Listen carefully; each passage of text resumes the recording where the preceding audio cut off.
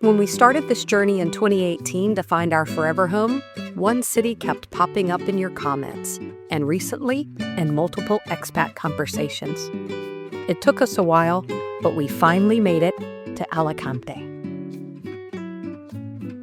We'll be honest, we hadn't given it much thought since we were pretty hooked on Malaga and totally charmed by Valencia. So this little city on the Costa Blanca wasn't even on our list. But wow, we get it now. Maybe it should have been. Alicante surprised us in the best way. It's consistently rated as one of the most affordable and comfortable cities for expats and retirees. It has gorgeous beaches, historic castles, gorgeous views of the skyline, and that laid-back Spanish vibe that just makes you want to slow down and stay a while. Many people are calling this Spanish region the successor of the Costa del Sol and the next expat hotspot. We are here to find out. In this video, we'll discuss why Alicante remains surprisingly affordable, especially when it comes to housing. We got to meet a real estate agent and resident of the Costa Blanca for over 20 years, who was able to answer a few of our questions about this underrated Spanish coastal region. We'll be covering some of the cost of living, things to do, what we learned, and find out if this city has the ingredients of a place to call home or just a really good vacation spot. So if you've been dreaming of sunshine, palm trees, and a place you could actually afford to live, stick around. Alicante might just surprise you.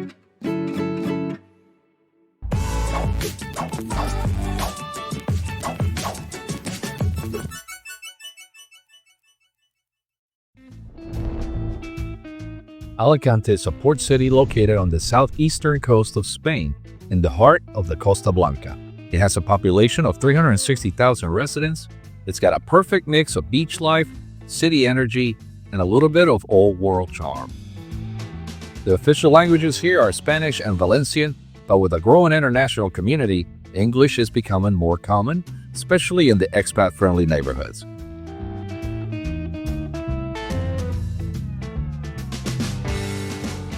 Alicante has been named Spain's gastronomic capital for 2025, and in 2023, Forbes named Alicante the second best city in the world to live in, and that's according to Expats.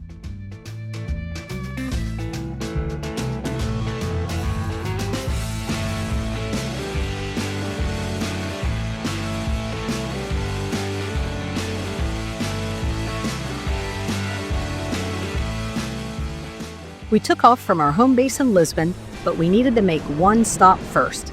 We flew into Valencia to check out the Fallas Festival, one of Spain's most vibrant and explosive celebrations. But more importantly, we got to do it with one of my best friends, Judy and her husband Mario. We had an absolute blast. Imagine a week-long street party filled with fireworks, massive colorful statues made out of paper mache that can be as tall as a building and incredibly detailed. At the end of the week, they set them on fire, representing the town's rebirth, saying goodbye to the old, the corrupt, and the past year's problems, and making room for the new.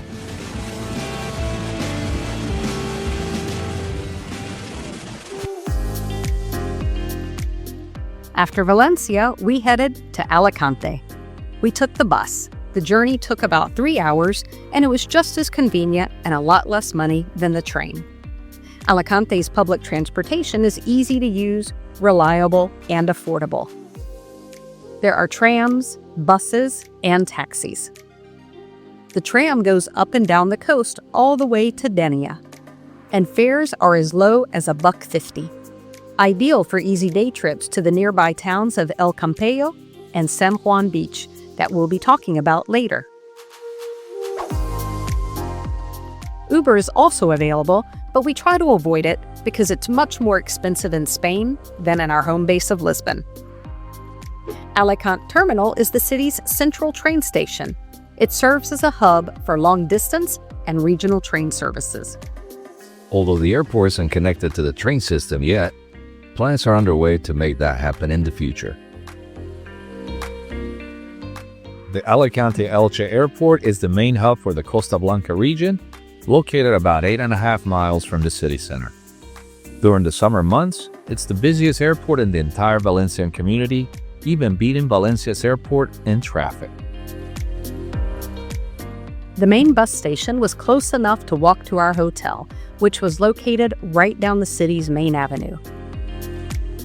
Along the way, we passed by the marina and the beautiful Explanada de España, a scenic waterfront promenade covered in a mosaic of over 6.5 million red, cream, and black marble tiles.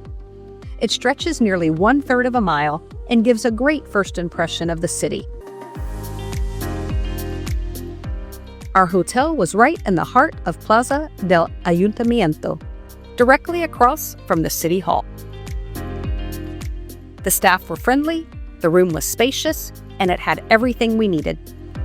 The best part was the outdoor patio with a great view of Santa Barbara Castle. We'll show you more of that later in the video. It's about 51 degrees today. It's March, mid-March. It's been a little rainy and windy. We got unlucky because we both got sick. I got sick before coming, and then I give it to her, so she's battling through some cold and sneezing and a little coughing. Not enough to stop us from exploring this awesome city.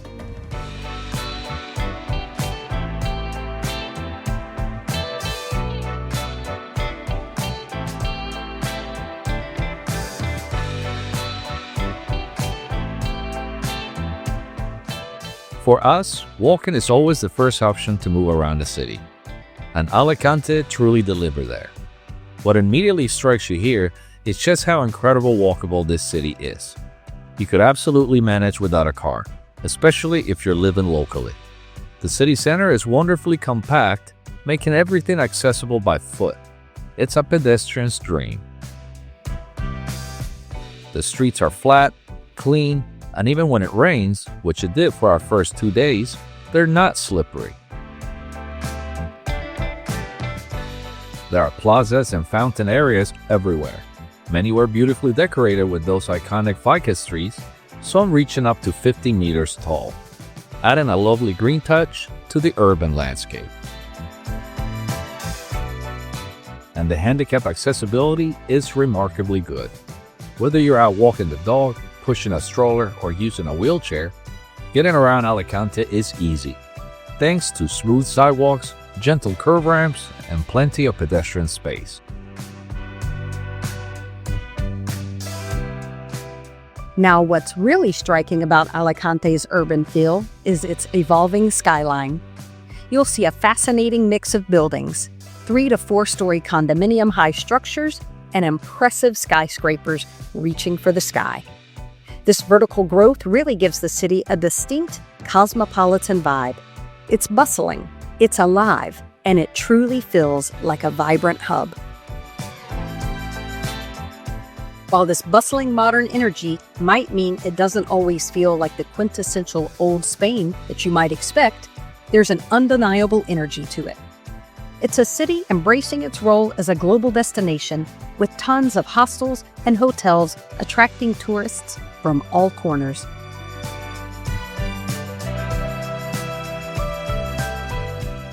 There's clearly a strong expat and tourist presence, not just during the peak season, but all year, which may be great for convenience to a non-Spanish speaking immigrant, but we couldn't help to notice how some locals feel about this foreign surge. I mean, we noticed it in Valencia. We had a private transfer to our hotel, and the driver didn't even acknowledge us, didn't say a word, nor helped us with our luggage.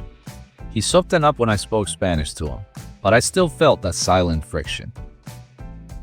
We didn't get that in Alicante. Everyone was warm and welcoming. I thought I'd be more excited about such a lively city, but something about it reminded me of downtown Washington, D.C. It's more structured and polished than I expected, which give it a different feel than other coastal towns. Alicante does have its calmer side. There are plenty of green spaces where people are out enjoying the sun and nature, and we really appreciated the balance. It's also a very dog-friendly place. You'll see lots of locals walking their pups through the plazas and shaded paths. Still, not everything is picture perfect. There's a visible homeless population here, which adds a layer of complexity beneath that polished surface, just like many other big cities.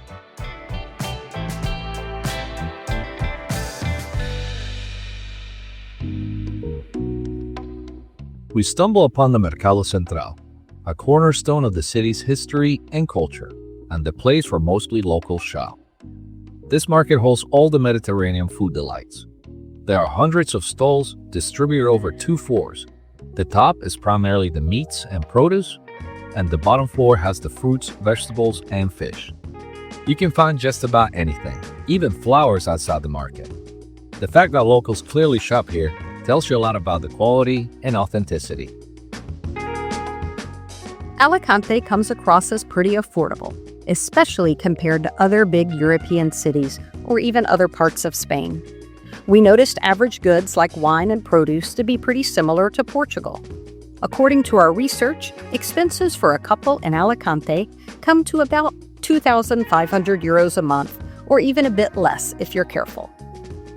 Alicante is more affordable, but you can go from one extreme to another in regards to restaurant prices, and not to mention the great international varieties.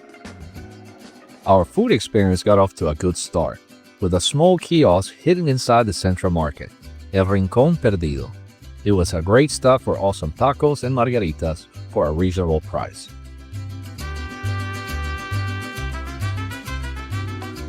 If you want to go for a superb and inexpensive breakfast, check out Madness Coffee. Their morning gourmet menu is only 13.5 euros. Want to get fancy? We sure did. The wine pairing menu at La Taberna del Gourmet was a Mediterranean bliss to start our week. Now you want to go really cheap? The Tablas was a place that was always full of people. They had tapas as low as €70. If you're craving international flavors, we tried Artesana, a Peruvian spot that's a little on the pricey side, but to be fair, we did order a lot. The ceviches felt a bit expensive, especially considering they're just marinated in lime juice. But overall, this place rocked. One of our favorite local tapas restaurant was Lizarran. It's a chain restaurant throughout Spain that serves tasty and well-portioned pinchos, or small tapa-style bites, typically served skewered with toothpicks. The longer sticks cost more than the shorter stick tapas. We got 7 long ones and then some. The huevos carrileros were amazing.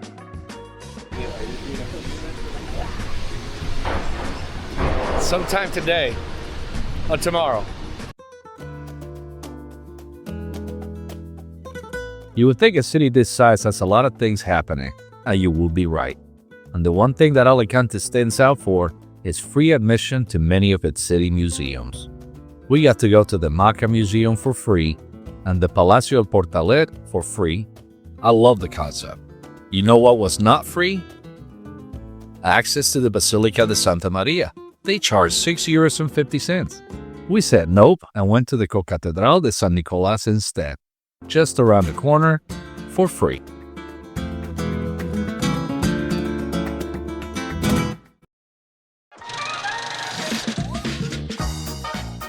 There's a mushroom street, or Calle de las Setas, a pedestrian street with these big mushroom sculptures. Apparently, some kind of public art project to get more people walking here. You just follow the yellow brick road.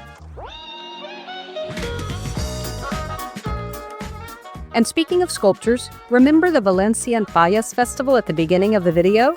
We found out Alicante has something similar, the Bonfires of St. John. It takes place in late June, same idea as in Valencia. They burn all the figures down, and only the winning structures voted by the people get to be displayed at the local museum. We walked so much that day, we were getting ready to go to bed early to get rested for the following day's castle expedition. But we ran into a pleasant surprise, a neighborhood food truck event full of locals, artisanal shops, live music, and dancing. We had a few beers, and the food was so good. Spaniards know how to have fun, and I can get used to this.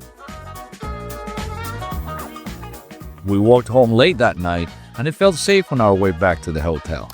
The streets are well lit, and it's really quiet for a city this big.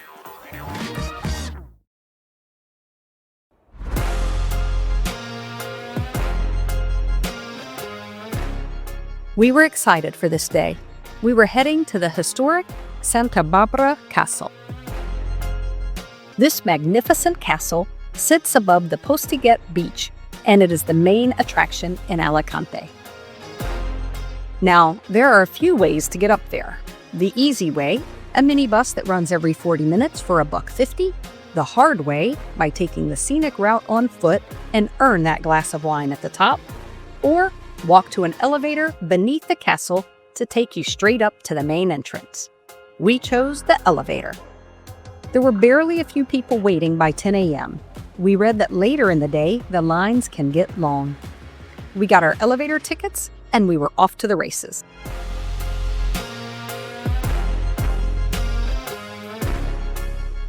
Originally built in the 9th century during Muslim rule, this historic fortress has seen it all, from fierce medieval battles to being used as a prison during the Spanish Civil War. Sitting high above the city, it offers stunning panoramic views of Alicante, the coastline, and the endless blue of the Mediterranean Sea. The castle also doubles as an open-air museum, with rotating art exhibitions and historical displays.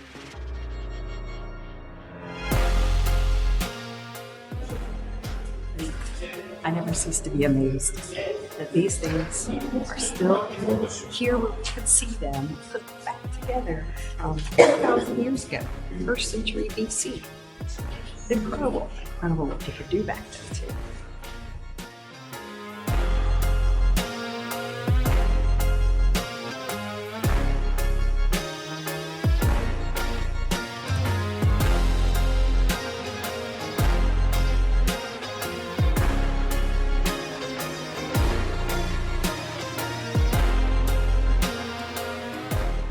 We chose not to take the elevator back down and walked instead. We were glad we did, because tucked into the hillside below the castle of Santa Barbara, there is the Barrio de Santa Cruz, Alicante's old town, and its most picturesque. Think narrow, winding lanes, whitewashed houses, and brightly painted flower pots on every windowsill. It's like a Mediterranean postcard that came to life. This neighborhood dates back centuries and still feels like a quiet village within the city. Locals take great pride in their homes. Many are decorated with ceramic tiles and religious symbols.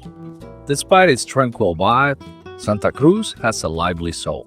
Around Easter, it becomes the heart of Alicante's Holy Week processions with dramatic religious parades winding through the alleyways.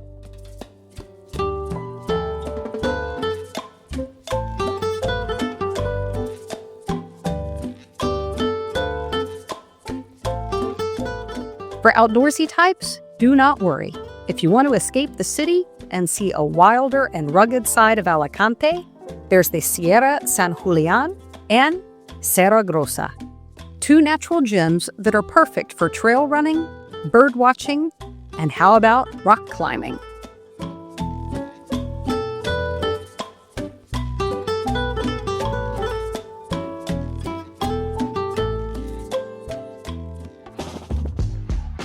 One of the favorite things residents like to do is spend a good amount of time at the beach.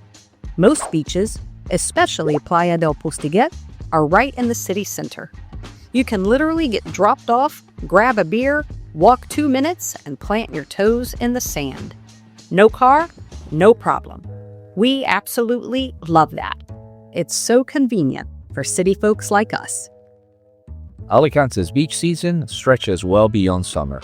Even in October, you'll see people swimming or sunbathing comfortably. A waiter told us, there are beaches, and then there are Alicante beaches. I can't argue with that. Alicante consistently earns Blue Flag awards for its clean, safe, and well-maintained beaches. That's a big deal for families and expats who want crystal clear waters without the fuzz. The weather helps with the beauty of the Costa Blanca. We were there in March. Although rain was an issue for a couple of days, the majority of the time the sun was shining, and some people were actually in the water. The Mediterranean climate is a big pull for many expats thinking of Spain. We're talking 300, maybe 320 sunny days a year. That's a lot of sunshine. Winters are mild, kind of spring-like. Daytime temperatures are around 50 degrees Fahrenheit. And summers, hot.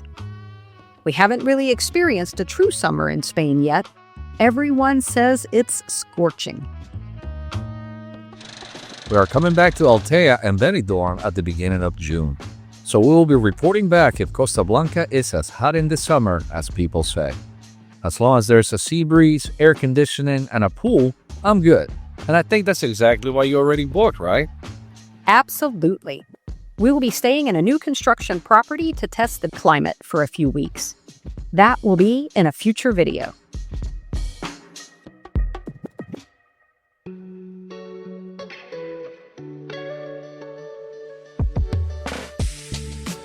The Costa Blanca and Costa del Sol are two of Spain's most popular coastal regions.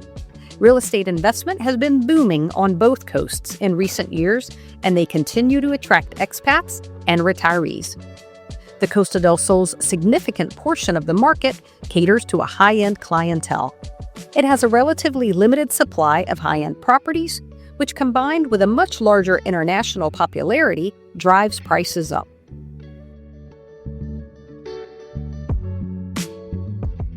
Costa Blanca, while beautiful and increasingly popular, doesn't carry quite the same glamour tag. So property prices are naturally more affordable. But will they hold long?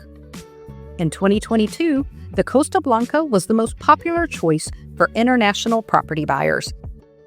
In the first half of 2024, foreign purchasers accounted for 43.5% of all property transactions in the Costa Blanca. Its real estate market is more stable, and it's definitely attracting the more budget-conscious buyers. But don't expect prices to stay low. Experts predict property prices in Alicante could rise by 3% to 7% in 2025. To help us get to know the area and housing prices, we met up with Gary Lewis, a real estate agent covering this part of Spain since 2003. You may have heard of him if you are part of one of the Alicante Facebook groups. He was gracious to meet us for a coffee and a conversation about the towns along the Costa Blanca, what to look out for, and the price ranges you're currently expected to pay. You've got Los Alcázares, which is a really, really nice town. Again, all these towns still have their Spanish feel, but you'll get areas where there's more expats. So Los Alcázares would be one, Lopagan would be another one, San Pedro. And then when you come into the Costa Blanca South, you've got the Orihuela Costa, which covers La Zenia, Playa Flamenca, Punta Prima. That was an area that was really, really popular in 2003, 2004 in the boom. So a lot of people were buying there as a holiday home. So you will feel more of a holiday vibe there as opposed to if you come a little bit further up like Elche, where I live. Beautiful city, but it's very, very Spanish. Also within the Costa Blanca South, Torrevieja is a place that people are drawn to. That was the first place that started to be developed in the south all those years ago. For a 2-bedroom apartment there now, you're probably looking at about 110,000 euros, but that's going to be one that's a lot older. Might need some work doing to it. The modern apartments now probably about 220,000 euros. Okay. For a 2-bed, 2-bath. And then Guadalmar is a beautiful town with really nice beaches. Gran Alicante is popular because it's 10 minutes away from the airport. And then when you come north of Alicante, almost being more affluent, there was a lot of Germans buying back in the day. You got San Juan, El Campello, then you got to Moraira, Calpe, Denia. And then when you got to Altea, there was a lot more different nationalities that were buying the lovely villas that overlook the sea. So here, you're probably looking 350. So it's always historically been more expensive in the north compared to the south. So there's lots for everyone. And when you go inland, you get more for your money. So for instance, beachfront is going to be an apartment, but with the price of a beachfront apartment, if you go 20 minutes inland, you can probably get yourself a detached villa with private pool. Curious and loaded with great information from Gary, we headed north to San Juan Playa and El Campello towns. It's so easy to get to them from the city center. We maneuvered our way to the tram, purchased our tickets, and we were on our way. San Juan Playa is only 5 miles northeast of central Alicante. It's very popular with locals, foreigners, and young families. Many Alicantinos have second homes here or live in the area year-round. It's a favorite spot for local families, retirees, and professionals who want to be close to the beach, but away from the busier city center. In the off-season, the vibe is very neighborhood and residential. It's filled with apartment buildings, communal areas, and clusters of restaurants. The beach was so relaxing, and the wide promenade made for an easy, peaceful stroll along the water. Gary was right. Between its welcoming vibe, sea views, and relatively affordable housing prices, it's easy to see why San Juan Playa continues to charm both locals and newcomers.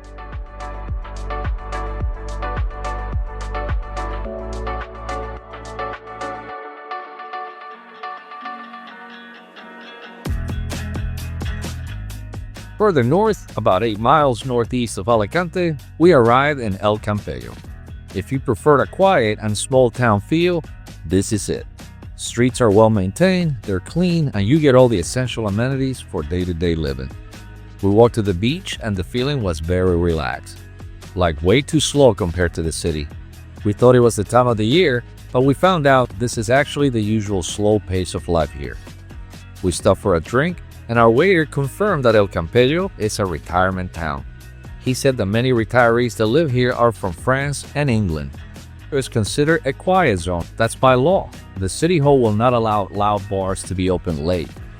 20 years ago, that would have been a big no-no for me. But now at 50, it may just be what I need.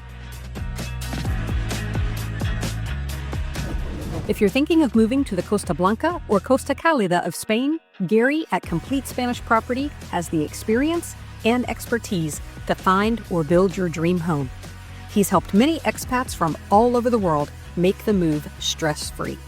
If you would like more information on prices of property sales and the Costa Blanca lifestyle, we highly recommend working with him. When you reach out, don't forget to mention that Seeking Paradise Bugs referred you.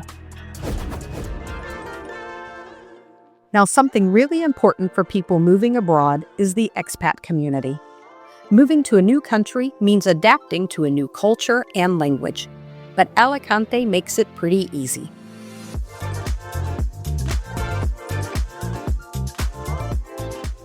With over 20% of the population being foreign residents, having a very well-established community makes it easy to connect with other expats.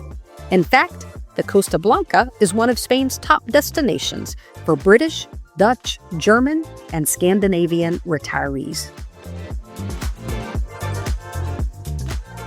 If you're a Brit looking for fish and chips, a pint of beer, and football on TV, Alicante's got you covered. Yup, this Spanish province has the highest total number of British citizens with just under 77,000, and it is estimated that around 3,000 Americans reside in Alicante. And if you're wondering what it's really like to live here long-term, Gary knows firsthand. Been in Spain since 2003. So we chose this area for two reasons. Number one was schooling for our daughter, but also the prices in this area were a lot cheaper than other parts of Spain, like the Costa del Sol. So that was the main reason to come over, was a different lifestyle, try something new, almost get out of the rat race that the UK was and still is for sure. 22 years later, I'm still here, really enjoying life. The weather obviously is great, and just the lifestyle, just the way that the Spanish are, the pace of life is so much better, and you enjoy life more. You're not in that rat race, and that was one of the big things that I found when I moved over, that the pace was a lot slower. That balance of life and work is generally manageable to enjoy both. If you're worried about making friends or not speaking Spanish fluently, you won't be alone. And there are resources to help connect, like Facebook groups, meetup groups, and networking sites like Internations are plenty and very active. We truly enjoyed our time in Alicante. It's a city that has a lot going for it. Sunshine, sea views, great food, and that laid-back Mediterranean rhythm. It felt vibrant, but not overwhelming. Modern, yet still holding on to some historic charm. While it may be a bit bigger than what we're personally looking for in a forever home, we'd absolutely come back to explore more. The cost of living is appealing, and with a strong expat community and so much happening by the coast, we get why people fall in love with this place. What about you? Could you see yourself living in Alicante? Let us know in the comments. We'd love to hear your thoughts. And if you enjoyed this video, check out our Costa del Sol playlist for exploration of seaside cities in Spain. Thanks for watching, and we'll see you in the next one.